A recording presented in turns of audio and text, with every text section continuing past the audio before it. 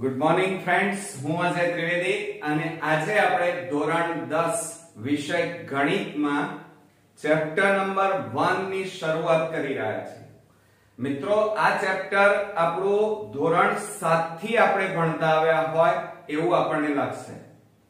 સાથે સાથે મેથ્સ વિષયમાં ચેપ્ટર 1 એ ધોરણ 10 ની અંદર થોડુંક હાર્ડ મારી દ્રષ્ટિએ છે, બરોબર.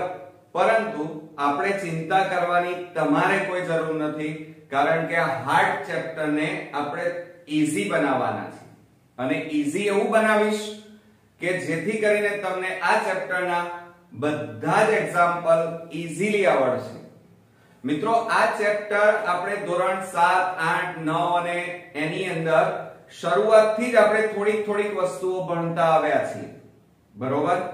અને અત્યારે ધોરણ 10 ની અંદર આ ચેપ્ટર 1 એટલે કે વાસ્તવિક સંખ્યાઓ, બરોબર. અને આ વાસ્તવિક સંખ્યાઓ ને આપણે આજે શીખવાના છીએ.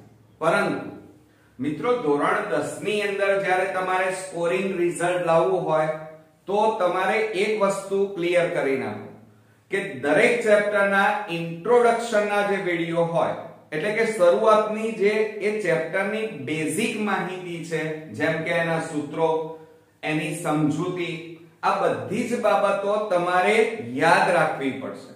હવે તમને એમ થાય કે સર સૂત્રો તો બરોબર છે, પણ બીજું બધું શું કામ યાદ રાખવું? તો મિત્રો, એનું કારણ છે. કારણ કે બોર્ડમાં જે આપણો વિભાગ A 24 માર્ક્સનો પૂછાય છે, જેની અંદર આપણે ટૂંકા પ્રશ્નો, ખાલી જગ્યા, ખરા ખોટા અને વિકલ્પો હોય છે. હવે આ બધું પૂછાય ક્યાંથી? તો આ બધું ઇન્ટ્રોડક્શન વિભાગ જે દરેક ચેપ્ટરનો છે એની અંદરથી ખૂણે ખાંચરેથી ગમે ત્યાંથી પૂછી શકાય. અને એ આપણને આવડવું જોઈએ. અને એ ક્યારે આવડે? કે જ્યારે આપણે ઇન્ટ્રોડક્શનના વિડિયો બરોબર ધ્યાનથી જોયા હોય, સમજ્યા હોય અને તૈયાર કર્યા હોય, તો આપણે મેથ્સમાં સારામાં સારા માર્ક્સ મેળવી શકીએ. તો ચાલો શરૂ કરીએ. ચેપ્ટર 1 વાસ્તવિક સંખ્યાઓ. હવે આ ચેપ્ટર બોર્ડની અંદર કુલ 4 માર્ક્સમાં મિત્રો પૂછાશે. હવે આ 4 માર્ક્સ તો આપણા માટે ઇમ્પોર્ટન્ટ હોય જ, કારણ કે 1 માર્ક્સ પણ આપણા માટે ઇમ્પોર્ટન્ટ હોય. અહીંયા તો 4 માર્ક્સની વાત છે. હવે 4 માર્ક્સમાં મિત્રો બોર્ડમાં આ ચેપ્ટરમાંથી 2 માર્ક્સના એક્ઝામ્પલ પૂછાશે. ઘણીવાર એવું પણ બની શકે કે વિભાગ A માં વિકલ્પો એટલે કે હેતુલક્ષી પણ પૂછી શકાય. આપણે બધા પ્રકારની તૈયારીઓ રાખવાના છીએ, બરોબર. હવે શરૂઆત કરીએ તો પહેલી છે સંખ્યાઓના પ્રકાર.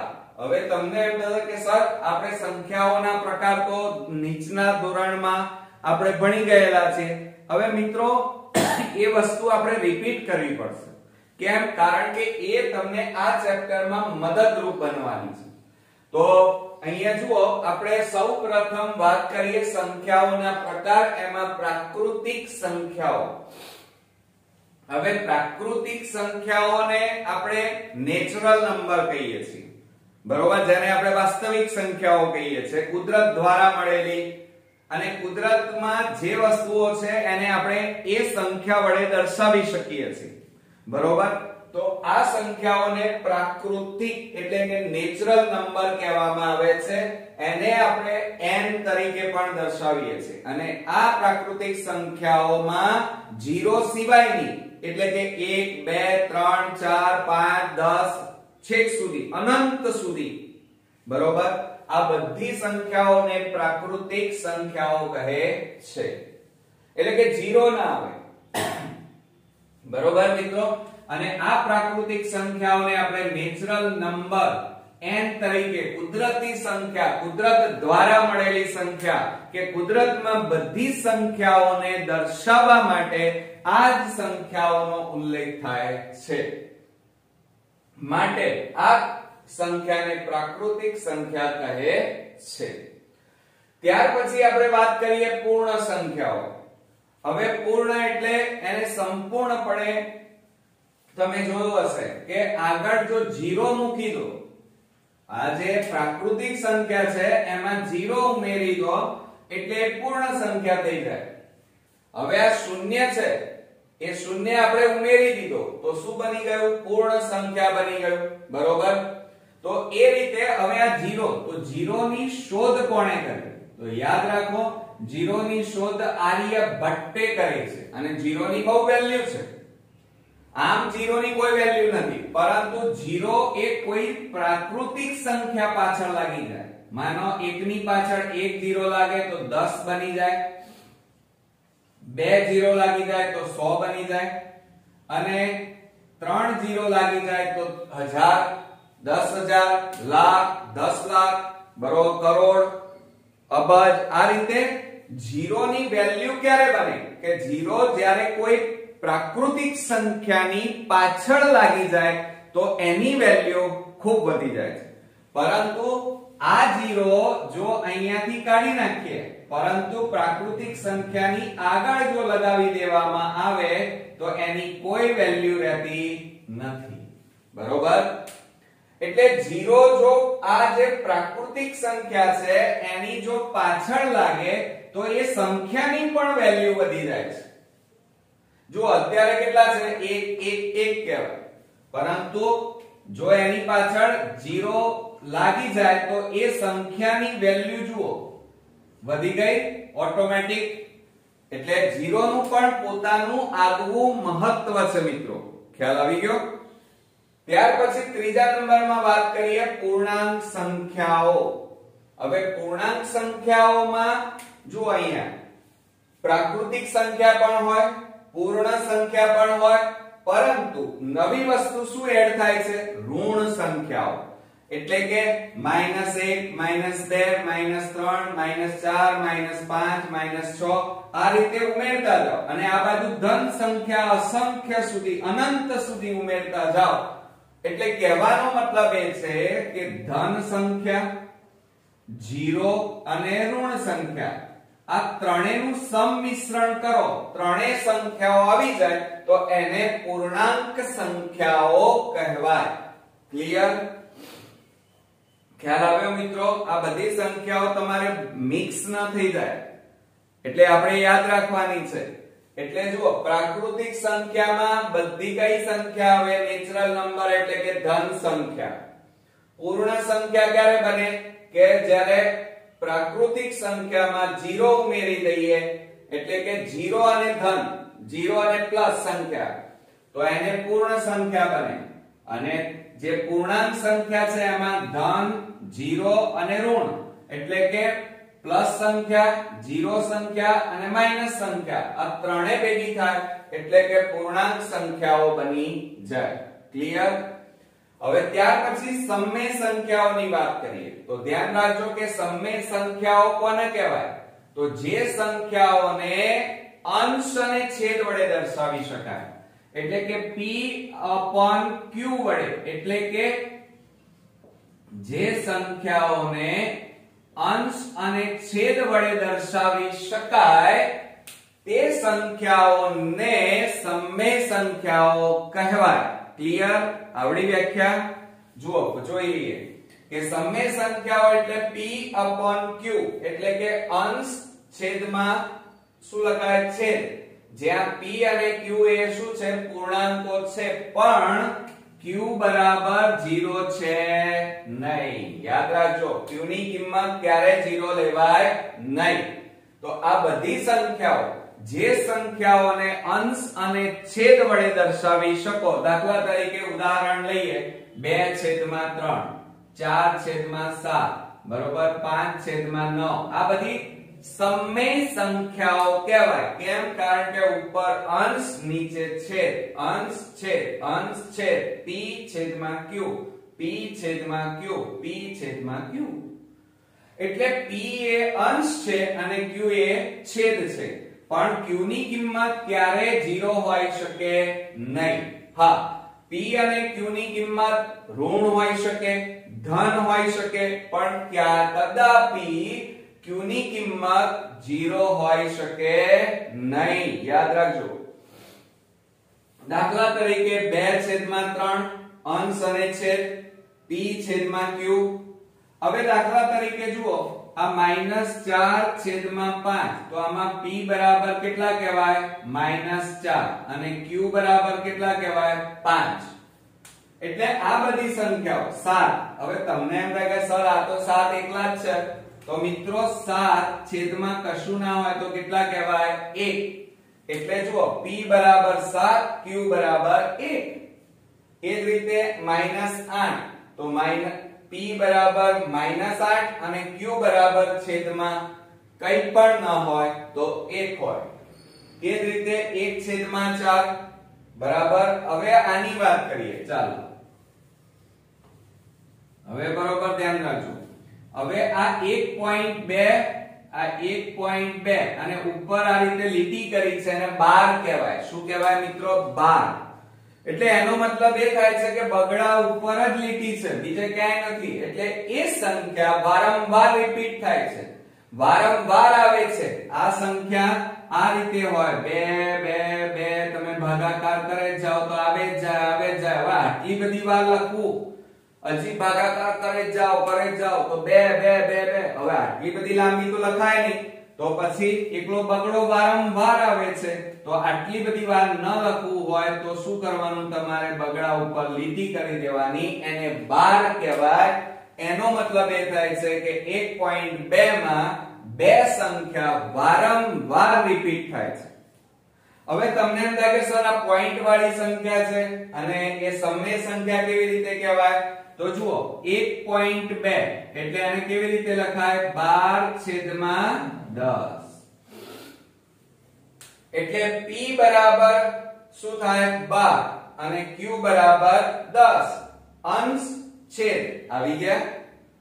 એ જ રીતે જો અહીંયા 2.35. ચાલો હવે એ સમજી લઈએ, કારણ કે સમજવું જરૂરી છે. સમજ્યા વગર એકલા એક્ઝામ્પલ ઉપર જતા રહેવું, 4 સૂત્રો તૈયાર કર્યા અને દાખલા ગણી નાખીએ એટલે ચેપ્ટર આવડી જાય, પૂરા પણ થઈ જાય. પણ બોર્ડમાં જે તમારો ધ્યેય અને ગોલ જે 80 માંથી 80 લાવવાનો છે એ સિદ્ધ ક્યારેય નહીં થાય મિત્રો, બરોબર. અને એ સિદ્ધ કરવા માટે નાનામાં નાની ટાંકણી જેવી બાબતને પણ આપણે ધ્યાનમાં લેવી પડે અને શીખવી પડે મિત્રો. તો જો અહીંયા આ 2.35 અને ઉપર 12 છે, એટલે એનો મતલબ એ થાય છે કે 35 અને આ લીટી એ 3 ઉપર પણ છે અને 5 ઉપર પણ છે. એટલે કે 35 12 કહેવાય અને લીટીને 12 બોલાય. 2.35 એટલે એનો મતલબ શું થાય કે 2.35 ભાગાકાર કરે જઈએ એટલે અનંત સુધી આની આ સંખ્યા આવે જાય છે. જેમ જેમ ભાગાકાર કરો 0 નથી આવતા, પણ ભાગ ચાલે જ જાય છે, ચાલે જ જાય છે, ચાલે જ જાય છે. તો હવે આટલી બધી વાર તો લખાય નહીં અને આટલી મોટી સંખ્યા લખવા તકલીફ પડે, તો તમારે કઈ સંખ્યા વારંવાર આવે છે 35. તો પછી 35 ઉપર શું કરવાની લીટી. હવે આને મારે સમય સંખ્યા સ્વરૂપે દર્શાવવું હોય તો શું લખાય, પોઈન્ટ કાઢી નાખો તો 235 અને છેદમાં કેટલા લખાય 100 લખાય. એટલે ઉપર શું આવ્યા અંશ અને નીચે શું આવ્યા છેદ. ક્લિયર મિત્રો. એટલે સમય સંખ્યાઓ વિશે હવે તમને ખબર પડી હશે.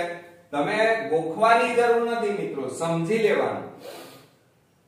9મા માં પણ આ વસ્તુ શીખીને આવ્યા છીએ આપણે કે p છેદમાં q, અથવા એમ ન કહેવું હોય સમય સંખ્યાની વ્યાખ્યા શું, તો જે સંખ્યાને અંશ અને છેદ બંને વડે દર્શાવી શકાય તો તે સંખ્યાને સમય સંખ્યા કહેવાય. હવે જુઓ દાખલા તરીકે તમને એમ થાય કે 4, તો આ પણ સમય સંખ્યા છે. કેમ? કારણ કે 4 છેદમાં કશું ના હોય તો 1 કહેવાય ને. એટલે ઉપર છે અંશ અને નીચે છે છેદ. ક્લિયર. હવે આપણે વાસ્તવિક સંખ્યાની વાત કરવા જઈ રહ્યા છીએ. હવે વાસ્તવિક સંખ્યા એ તમે જોયું હશે કે આપણા ચેપ્ટરનું નામે વાસ્તવિક સંખ્યા છે. હવે વાસ્તવિક સંખ્યાનો મતલબ શું થાય, તો તમે જોઈ રહ્યા છો કે વર્ગમૂળમાં 2, વર્ગમૂળમાં 3, વર્ગમૂળમાં 5, પાઈ -6/11, 1 0 3.7 2.87 87 78 777. એટલે કહેવાનો મતલબ મારો એ છે કે વાસ્તવિક સંખ્યાઓ કોને કહેવાય, તો એક તો જુઓ આ વર્ગમૂળમાં 4 લખ્યા તો 4 નું વર્ગમૂળ 2, 9 નું વર્ગમૂળ 3, પરંતુ દાખલા તરીકે હું 2 લખું અંદર તો આ 2 નું વર્ગમૂળ નીકળે? ના નીકળે. નીકળે મિત્રો? ના નીકળે. એટલે ચલો વર્ગમૂળમાં 5 નીકળે? ના. વર્ગમૂળમાં 7 નીકળે? વર્ગમૂળમાં 8. એટલે કહેવાનો મતલબ મારો એ છે કે જે સંખ્યાનું વર્ગમૂળ ન નીકળતું હોય, ક્લિયર? જે સંખ્યાનું વર્ગમૂળ નીકળતું ન હોય, જેમ કે વર્ગમૂળમાં 2, વર્ગમૂળમાં 5, આ બધાનું વર્ગમૂળ ન નીકળે તો તેવી સંખ્યા એક તો વાસ્તવિક સંખ્યા કહેવાય. બીજું તમે જોયું હશે કે અહીંયા 1 -6/11, બીજું અહીંયા પાઈ ની કિંમત પણ એ વાસ્તવિક સંખ્યા છે. દાખલા તરીકે પાઈ એટલે તમે જનરલી શું વિચારો છો? 22/7, બરોબર? હવે 22 ને તમે 7 વડે ભાગો તો આગળ સંખ્યા ચાલે જાય છે. જો અહીંયા એક સંખ્યા લઈએ, આ લીધી. હવે તમે વિચારો કે 2 પોઈન્ટ પછી 8 7 8 7 7 8 7 7 7, એટલે એક પણ સંખ્યા વારંવાર આવતી નથી, બરોબર? સદંતર એક સંખ્યા વારંવાર માનો 25 25 25 આ રીતે નથી આવતી. દાખલા તરીકે 2.45 5 5 5 5 5 આ રીતે નથી આવતી, બરોબર? તો આ બધી સંખ્યાઓ વર્ગમૂળમાં 2 એનું વર્ગમૂળ ન નીકળે, 3 નું વર્ગમૂળ ન નીકળે, ઘનમૂળમાં 5 એનું પણ ઘનમૂળ ન નીકળે, પાઈ -6/11 1 0 3.7 આ બધી સંખ્યાઓ એ વાસ્તવિક સંખ્યાઓ છે. એટલે કહેવાનો મતલબ કોઈ પણ સંખ્યા તમે લો x એટલે કોઈ પણ સંખ્યા 1 2 3 4 5 6 7 8 9 10 0 વગેરે કોઈ પણ સંખ્યા લો, એને તમે આ બાજુ એટલે આ કઈ બાજુ કહેવાય? ડાબી બાજુ. તો હંમેશા આ જે કોઈ પણ સંખ્યા લો એ હંમેશા કેવી હોય? આ ડાબી બાજુ જાવ તો માઈનસ હોય અને જમણી બાજુ જાવ તો પ્લસ હોય. એટલે આ સંખ્યા ધન કરતા નાની અને ઋણ કરતા મોટી હોય. યાદ રાખજો. દાખલા તરીકે અહીંયા 4 લઈએ. જોજો હા, હું ખાલી ઉદાહરણ લઉં છું. 4 તો આ 4 અહીંયા ઇન્ફિનિટિવ એટલે અહીંયા શું આવે? 4 પછી 5 અને આ બાજુ જાવ તો માઈનસ સંખ્યા એટલે -4 લખો. તો એનો મતલબ શું થયો કે આ 5 એટલે ધન સંખ્યા કરતા નાની છે પણ ઋણ સંખ્યા કરતા મોટી છે. અને આને શું કહેવાય મિત્રો? સમજો જરા. આને શું કહેવાય? ઇન્ફિનિટિવ કહેવાય, અનંત. આ સંખ્યાને શું કહેવાય? અનંત. અથવા એને અંગ્રેજીમાં શું કહેવાય? ઇન્ફિનિટિવ કહેવાય. શું કહેવાય? ઇન્ફિનિટિવ. આંકડો, ઊભા આંકડાને આડો પાડી દો એટલે અનંત બની જાય, બરોબર? હવે જુઓ, આનો મતલબ એ થાય કે ધન સંખ્યાઓ અને માઈનસ ઇન્ફિનિટિવ ની મતલબ શું થાય? -1 -2 -3 -4 અસંખ્ય સુધી ક્યારે એનો અંત આવે નહીં, બરોબર મિત્રો? એટલે આ વસ્તુ તમે બરોબર ધ્યાન રાખજો. ત્યાર પછી આપણે યુગ્મ સંખ્યા. યુગ્મ ઘણી બધી હોઈ શકે, ઋણ પણ હોઈ શકે, ધ્યાન રાખજો. 0 પછી તે ઉપરાંત ધન સંખ્યા પણ હોઈ શકે. તો તમે જોયું હશે કે 0 -2 -4 યુગ્મ એટલે બેકી સંખ્યા. યાદ રાખો, યુગ્મ સંખ્યા એટલે કઈ સંખ્યા થાય? બેકી સંખ્યા. 2 વડે ભાગી શકાય. તો જુઓ -2 -4 -6 -8 -10 -12 -14 આ બાજુ જાઓ તો 2 4 6 8 10 12 14 16 18 20 આ રીતે અનંત સુધી. આ બધી કઈ સંખ્યા કહેવાય? યુગ્મ. યુગ્મ એટલે બેકી સંખ્યાઓ. ક્લિયર? હવે અયુગ્મ સંખ્યાની વાત કરીએ. અયુગ્મ સંખ્યામાં 0 ના આવે મિત્રો. યાદ રાખજો. જુઓ અહીંયા 0 આવે છે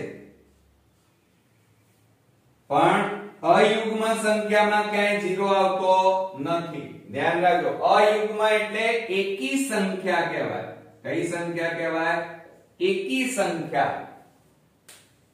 તો કઈ સંખ્યા આવે? 1 3 5 7 9 11 13 એ રીતે. અને માઈનસ માં જાઓ તો -1 -3 -5 -7 -9. તો આ બધી અયુગ્મ સંખ્યા છે, એકી સંખ્યા. હું અવિભાજ્ય નથી કહેતો. પાછું એમ થાય તમને સર આ 9 ને તો ભાગી શકાય, પણ મિત્રો 9 ને 2 વડે ના ભાગી શકાય. 2 વડે ભાગી શકાય તો બેકી, અને 2 વડે ન ભગાય એ બધી સંખ્યા એકી સંખ્યા, અયુગ્મ સંખ્યા. ખ્યાલ આવી ગયો? હવે બીજી વાત, મેં અહીંયા નોંધ કરીને લખ્યું છે કે સમય સંખ્યાને હંમેશા p છેદમાં q એટલે કે અંશ અછેદમાં નીચે છેદ વડે દર્શાવી શકાય છે. ખ્યાલ આવ્યો? આ સમય સંખ્યાની વ્યાખ્યા છે. યાદ રાખજો કે સમય સંખ્યાને અંશ નીચે છેદ વડે દર્શાવી શકાય તો તે સંખ્યાને સમય સંખ્યા કહેવાય. હવે અસમય સંખ્યાની વાત કરીએ. અસમય સંખ્યા ધ્યાન રાખજો કે જેનું વર્ગમૂળ નીકળતું નથી એ બધી સંખ્યાઓ. જુઓ કે વાસ્તવિક સંખ્યાઓમાંથી, હવે વાસ્તવિક સંખ્યાઓ ક્યાં છે? આ રહી જુઓ. એમાંથી સમય સંખ્યાઓને દૂર કરી, સમય સંખ્યાઓને દૂર કરી નાખો એટલે જુઓ અહીંયા આ માઈનસ સંખ્યાઓ છે બધી દૂર કરી નાખો. માઈનસ આ બધી જે સમય સંખ્યાઓ, આ અરે વાસ્તવિક સંખ્યામાં, અરે સોરી, આ શું કે છે સમજો બરોબર કે વાસ્તવિક સંખ્યાઓમાંથી, આ બધી વાસ્તવિક સંખ્યા છે અને એમાંથી સમય સંખ્યાને, આ સમય સંખ્યાને, આ બધી સંખ્યાઓને દૂર કરી નાખો. આ બધાને બરોબર. તો યાદ રાખજો વ્યાખ્યા મોસ્ટ ઇમ્પોર્ટન્ટ કે અસમય સંખ્યાઓ કોને કહેવાય? તો વાસ્તવિક સંખ્યાઓમાંથી સમય સંખ્યાઓને દૂર કરવામાં આવે તો બાકી રહેતી સંખ્યાઓને અસમય સંખ્યા કહેવાય. દાખલા તરીકે વર્ગમૂળમાં 2 તો 2 નું વર્ગમૂળ નીકળે નહીં, 3 નું વર્ગમૂળ ન નીકળે. ઘનમૂળમાં 7 એનું ઘનમૂળ નીકળે નહીં. પાઈ, હવે તમને એમ થાય કે સર પાઈ ની કિંમત 22/7 અથવા 3.14. આ તો મિત્રો છે ને વાસ્તવમાં પાઈ ની કિંમત 22/7 છે જ નહીં, પણ નજીકની કિંમત લીધી છે. ભાગાકારમાં સરળતા રહે ગણિતમાં, એટલા માટે પાઈ ની કિંમત આપણે 22/7 લેવામાં આવે છે. અથવા 22 ને 7 વડે ભાગો તો 3.14 નથી આવતા, અનંત સુધી આવે છે. જો આ રહ્યા મેં, કોઈ પણ સંખ્યા ડબલ વાર આવતી, રિપીટ થતી નથી. ભાગાકાર કરે જાઓ અનંત સુધી આવે. આ બધી સંખ્યાઓને અસમય સંખ્યાઓ કહે છે. ક્લિયર? એટલે જો અહીંયા આ એક ઉદાહરણ લીધું છે 3.8088088 પાછું 0. ભાગાકાર કરો એટલે આ રીતે થાય છે. એટલે કહેવાનો મતલબ મારો એ છે કોઈ સંખ્યા વારંવાર પુનરાવર્તિત, રિપીટ આવતી નથી, વારંવાર આવતી નથી, માટે આ બધી સંખ્યાઓને, એટલે એમ પણ કહી શકાય મિત્રો કે આ સમય સંખ્યાઓ સિવાયની બધી સંખ્યાને અસમય કહેવાય. ક્લિયર? આવડ્યું મિત્રો? ધ્યાન રાખજો. હવે ત્યાર પછી આપણે પાઈ ની વાત કરીએ. પાઈ ની કિંમત આશરે 22/7 લેવામાં આવે, અથવા 22 ને 7 વડે ભાગો તો 3.14. યાદ રાખજો, તમારે ટૂંકા પ્રશ્ન હેતુલક્ષીમાં પૂછાશે. 3.14 15 92 65 35 9 ડેશ ડેશ ડેશ. જુઓ વારંવાર કોઈ સંખ્યા આવે છે ના, તો આ અસમય. એ જ રીતે વર્ગમૂળમાં 2 બરોબર, તો એની કિંમત યાદ રાખો. આમ જનરલી તમે ટૂંકમાં શું યાદ રાખો છો? વર્ગમૂળમાં 2 ની કિંમત 1.4. આ તો ટૂંકું રૂપ છે મિત્રો, પણ વાસ્તવમાં વર્ગમૂળ 2 ની કિંમત 1.41 42 13 56 23 7. હજી આગળ ભાગ ચાલે જશે. હવે આટલી લાંબી સંખ્યા ન લખાય એક્ઝામ્પલ માં, એટલે ટૂંકમાં આપણે 1.4 લખીએ છીએ, અથવા એને 1.41 પણ લખાય છે. એટલે કોઈ પૂછવામાં આવે વર્ગમૂળ 2 ની કિંમત કેટલી, આશરે 1.41. ક્લિયર?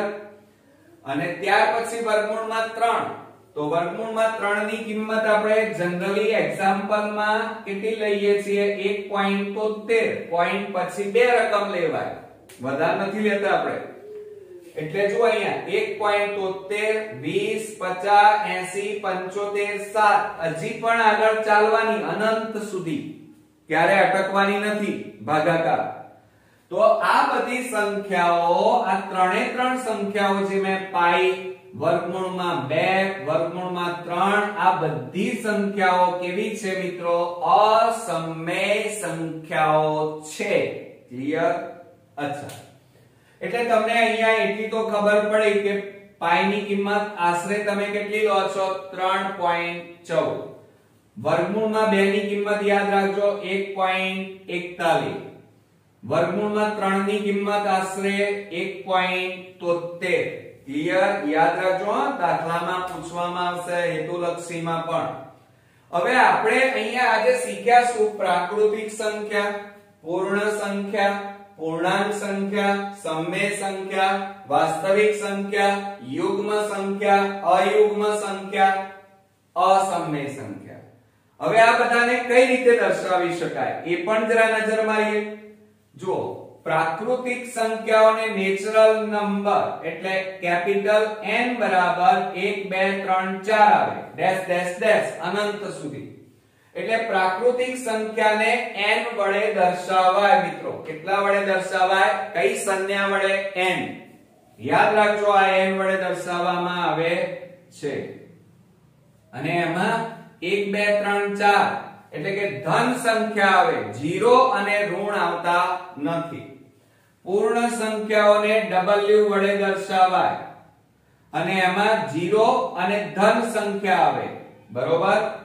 પૂર્ણાંક સંખ્યાઓને i અથવા z વડે દર્શાવાય, અને એમાં ઋણ સંખ્યા આવે, 0 આવે અને ધન પણ આવે.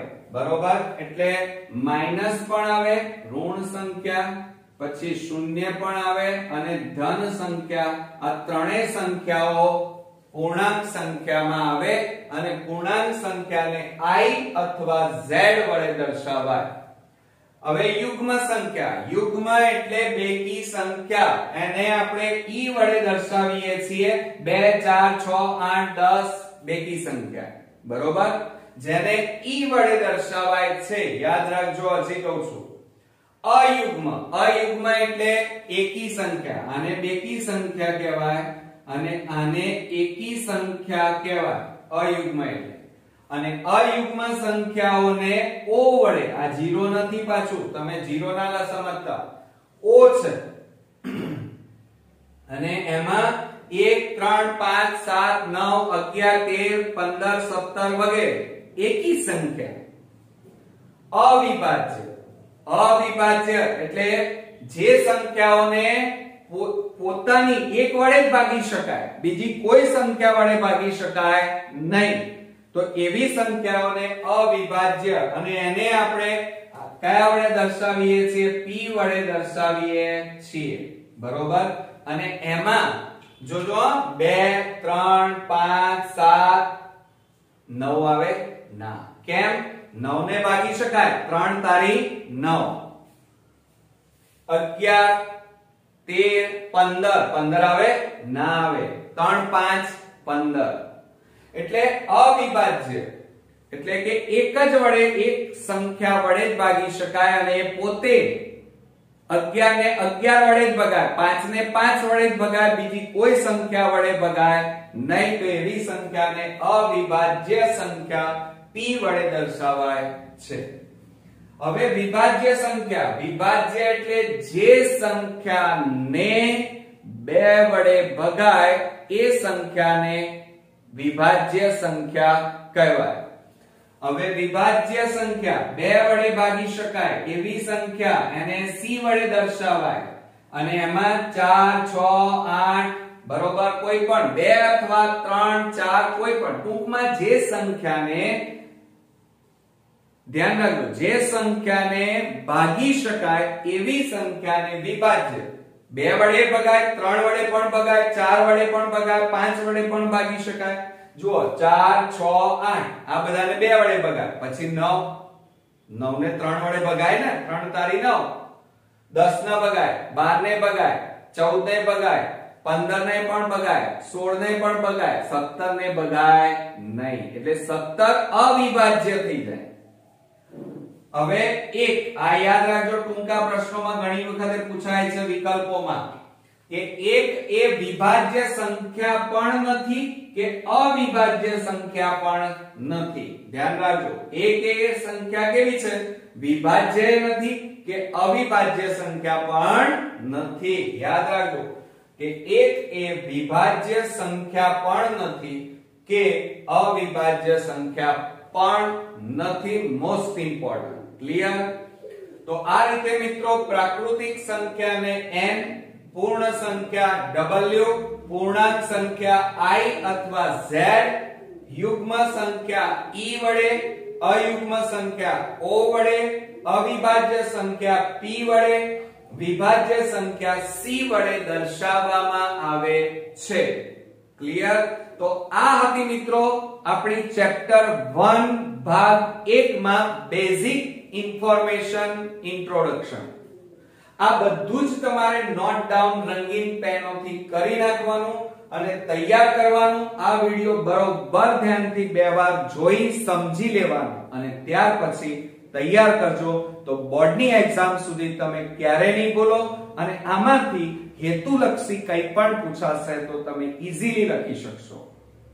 હવે મિત્રો આપણે ભાગ 2 માં ખૂબ જ અગત્યના યુક્લિડની ભાગ પ્રવિધિ વિશે આપણે ઇન્ટ્રોડક્શન શીખીશું. ત્યાં સુધી તમે તૈયારી કરો. ફરી મળીએ. થેન્ક યુ મિત્રો.